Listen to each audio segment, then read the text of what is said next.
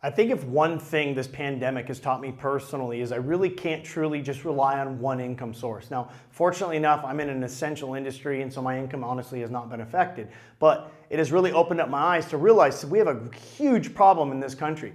So it's for so many years has always been thought you could work from 25 years old to 65 years old, and then you can live on your Social Security and pension. The problem is the Social Security system and pension system are completely broken in our industry, and it is our responsibility as individuals that we need to plan for the future.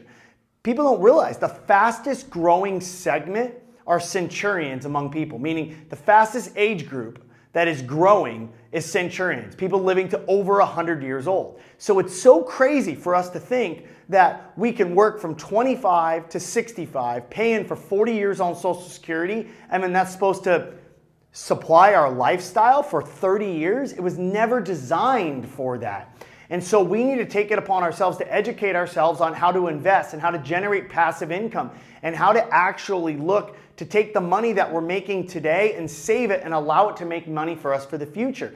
Otherwise, we're going to be working till we're 80 years old. Because of the technology we have today in the healthcare system, the average age that somebody lives to is dramatically increasing. People forget, like, in my grandparents' generation, they didn't even think smoking was bad, right? You know, like that was preposterous that they didn't even think of that. We obviously know how terrible that is for us. So we have all the research and the science behind things that we're going to be able to live a lot longer. And we have to be able to plan financially to be able to sustain that. So use this time to look into different types of passive income avenues. People don't just put it all in the stock market. People forget that people change jobs every 4 to 6 years. They literally change careers every 4 to 6 years nowadays, okay? So the average time that a company spends on the S&P 500 is only 18 years now, okay? If you think about this 30 years ago, the average time was nearly double that a company spent on the S&P 500 because we see these fad swings. You think about the things that dominate today, you know, Apple, Facebook,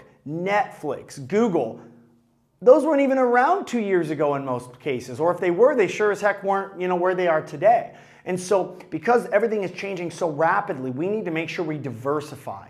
You want to make sure you have your assets, some in real estate, some in the stock market, some in fixed annuities, things like, you know, notes, some in commercial real estate and different types of REIT investing, other type of passive income investing, things from whether that may be a digital store, or that is coaching, or that is some side hustle you have. You need to be diversified because the great thing about being diversified in your portfolio, having no more than 30% of your wealth in one particular asset class is, it doesn't really matter. When a recession hits, like for me, the recession hits and it crushes my stock account, yeah, it kind of stinks, but I'm not freaking out because the majority of, you know, I didn't put 80% of my wealth in the stock market. If the real estate market moves on me and, you know, they lose 40% in value, yeah, it hurts, but, you know, I'm still able to pay my bills and live the life I have because I'm diversified in my portfolio. So please don't think that pension and Social Security are going to be there forever because the system is broken. It was never designed for people to work for 40 years and then for them to not work and pay for them for 30 years with an increased cost of living. So use this time to really study investments and figure out some really good strategies and find out for you if you're diversified.